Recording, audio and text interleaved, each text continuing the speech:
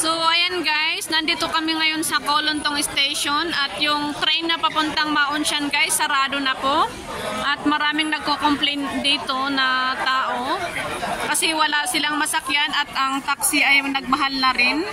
Ang bus ay wala na rin, suspended. Kaya puro sila reklamo dito. Wala kaming magawa. At sinabi pala kanina, alas 7 lahat ng train magsasara. Yung ibang train medyo open. Pero pili lang. Dadalawang train lang yung gumagana. Pero ibang lugar pupunta yun.